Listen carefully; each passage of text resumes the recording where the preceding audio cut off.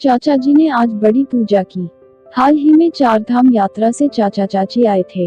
चाचा चाची के साथ दिल्ली जाते समय चाचा के दोनों बेटे, उनकी पत्नियां, सबसे बड़ी के 3 बच्चे और छोटी के 2।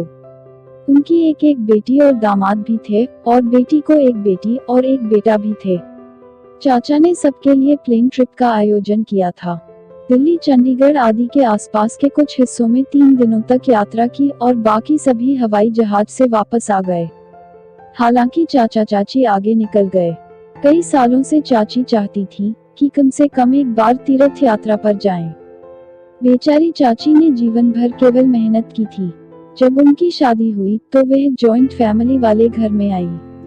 इसके अलावा घर में बड़ी बहू होने के कारण घर में 2 देवर और 3 नंद की शादी, प्रसव सब चाची ने की। चाचा की सरकारी नौकरी थी, लेकिन एक साधारण लिपिक की। उस समय तनख्वाह बहुत कम थी, इसलिए उन्हें हर समय कड़ी मेहनत करनी पड़ती थी। लेकिन चाची ने कभी शिकायत नहीं की। उन सभी की शादी हो जाने के बाद उनमें से हर एक को एक अलग दुनिया मिल गई और चाचा चाची के एहसान को भूल गए। इसके अलावा उनकी अपनी दुनिया भी फल फूल रही थी। तब खर्चा इतना था कि घूमने की तो बात दूर, रिटायरमेंट के बाद मिले पैसों से और जीवन भर की बचत से 2 मंजिला मकान बनाया और 2 बच्चों के जीवन यापन की समस्या भी दूर हो गई। बड़े बेटे के पास काफी अच्छी नौकरी थी, लेकिन छोटे का ध्यान चंचल था और वह ज्यादा देर कहीं टिकता नहीं था। अंत में उसके चाचा ने उसे दुकान लगाने के लिए पैसे दिए। लड़कियों के लिए एक अच्छा घर देखने के बाद सब कुछ ठीक हो जाता है। हाल ही में यह पता चला कि गांव के पास उनके खेत को बांध दिया जाएगा और उन्हें सरकार से मुआवजे के रूप में पैसा मिला।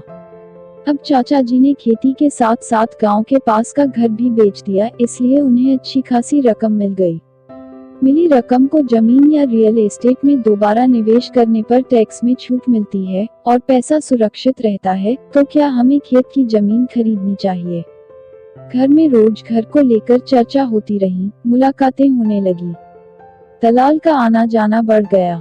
चाचा जी को तो समझ में नहीं आ रहा था कि क्या करें। इसी समय चाची ने कहा कि वह 4 धाम यात्रा पर जाना चाहती हैं, इसलिए यह यात्रा प्लान की गई।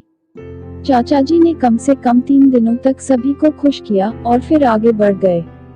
लेकिन जब तक वे वहां थे, बेटों और पोते पोतियों की दैनिक सलाह जारी रही। सबको डर था कि अब चाचा चाची ना जाने कितना खर्च कर देंगे। हमारे लिए कुछ रखेंगे भी या नहीं, हमारा भी अधिकार है। 17-18 दिनों के बाद चाचा चाची वापस आए और गंगा पूजा का कार्यक्रम तय किया। रात के खाने के लिए 100 लोगों को आमंत्रित किया गया था। तीनों पोतों को यह बिल्कुल पसंद नहीं था, लेकिन वह सबके सामने बहुत खुशमिजाज होने का दिखावा कर रहे थे। दावत और पूजा अच्छी तरह से हो गई और सभी अपने अपने घर चले गए। घर में केवल तीनों पोतों का परिवार था और सभी तोहफे देख रहे थे। वास्तव में वे असमंजस में थे कि पैसों के विषय पर कैसे चर्चा की जाए। अंत में छोटे पोते ने एक बार कहा, पापा, मेरे दोस्त ने अभी एक फ्लैट खरीदा है। जैसे कि निर्माण चल रहा है तो अभी कीमत कम है। वह कम पैसे में 3 फ्लैट छोड़ देगा। क्यों ना हम सब जाकर इस रविवार को देख कर आएं। लेकिन जब चाचा अपने पोते से बात कर ही रहे थे कि अचानक उन्होंने कहा, जब हम यात्रा कर रहे थे तो वहाँ मजेदार था। एक मंदिर में बहुत अच्छा उत्सव चल रहा था। रात का खाना चल रहा था। बहुत भीड़ थी और बहुत सारे व्यंजन पके हुए थे। उसी वक्त मंदिर में भजनों और श्रद्धालुओं ने नृत्य किया। धीरे धीरे यह सोचते हुए कि मंदिर के दर्शन मिलेंगे या नहीं, मैं कमरे में गया। लेकिन वह कमरा बिल्कुल खाली था। हर कोई बाहर था और भगवान और मैं कमरे में अकेले थे। और फिर देवता मुझसे बोलने लगे। उतने में बड़ा बेटा गुस्से से बोला, पापा, राजू जो कह रहा है क्या आप सुन रहे हो? लेकिन पापा ने इस बात को पूरी तरह से अनसुना कर दिया और बात करते रहे। भगवान ने कहा कि देखो सुंदर, ये मेरे नाम पर उत्सव है, पर मौज सबकी है। सुबह की पूजा हो चुकी थी।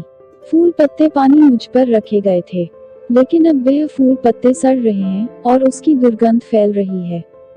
उसमें के कीड़े मुझ पर चल रहे हैं और अब इस गंदगी को कोई साफ नहीं करना चाहता। 5-6 बार आरती कर दी गई, लेकिन अब साउंड प्रोजेक्टर से भरपूर संगीत और कर्कश गाने बज रहे हैं। सब खाने पीने में लगे हैं, लेकिन मुझे भोग लगाना भूल गए। जैसे ही चाचा जी कुछ और कहने वाले थे, उतने में उनकी बड़ी बेटी मिष्टी ने गुस्से में कहा, पापा क्या फालतू की बातें कर रहे हो? पापा आप व्यस्त नहीं हैं, लेकिन हम काम में इतने व्यस्त होते हुए भी आपके लिए ही आए हैं। और आपकी ये क्या बकवास चल रही है? हालांकि इस बार चाचा जी ने कहा, मैं बकवास नहीं कर रहा हूँ। जो कुछ भी कह रहा हूँ, मैं आपको सच कह रहा हूँ। आप हमारे लिए नहीं, बल्कि सिर्फ पैसों की सेवा करने आए हैं। जब हम यात्रा कर रहे थे, तो हर कोई मुझे अलग अलग योजनाएं बता रहा था, लेकिन आप में से एक ने भी हमारे स्वास्थ्य के बारे में नहीं पूछा। हम क्या खा रहे हैं, कहाँ जा रहे हैं, और हम कहाँ रह रहे हैं, आपने पूछताछ भी नहीं की। हमने तो जीवन भर मेहनत करके 4 पैसे कमाए और आपके जीवन को बेहतर बनाने की पूरी कोशिश की। हमारा कर्तव्य था, लेकिन हम अपनी जिंदगी नहीं जी पाए। खुशी भी कभी महसूस ही नहीं हुई। आपने इस बारे में कभी सोचा?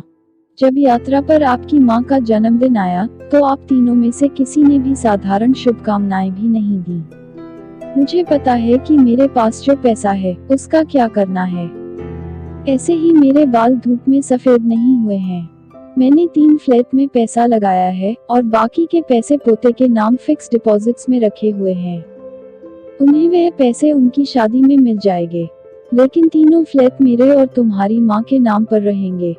मैं तीनों फ्लैट किराए पर दूंगा, लेकिन फ्लैट का किराया तुम्हारी माँ के हाथों में दूंगा। हम घूमने के लिए इसका अधिकतम लाभ उठाएंगे, और तुम्हारी माँ जहाँ खर्च करना चाहेगी, वह करेगी। लेकिन तीनों फ्लैट आप लोगों को हम दोनों की मौत के बाद ही मिलेंगे। हमने जीवन भर मेहनत करके कमाया है, और आपको भी मेहनत से कमाना चाहिए, तब आपको पैसों की सही कीमत पता चलेगी। सचमुच आज घर पर देवता भी बातें करने लगे थे। मंदिर के भगवान को साज सजावट और दिखावा नहीं चाहिए, उन्हें मन से भक्ति चाहिए। और घर में देवताओं को चाहिए थोड़ा सा प्यार। क्या उन्हें यह सब मिलेगा?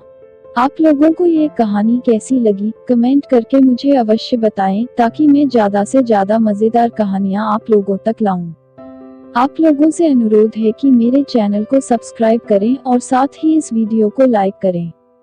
हो सके तो इस वीडियो को आप अपने दोस्तों के साथ व्हाट्सएप, इंस्टाग्राम और फेसबुक पर अवश्य शेयर करें। आपका सहयोग मुझे अच्छी कहानियां बनाने के लिए प्रेरित करेगा। नई कहानियों के नोटिफिकेशन के लिए बेल आइकॉन को जरूर दबाएं। धन्यवाद।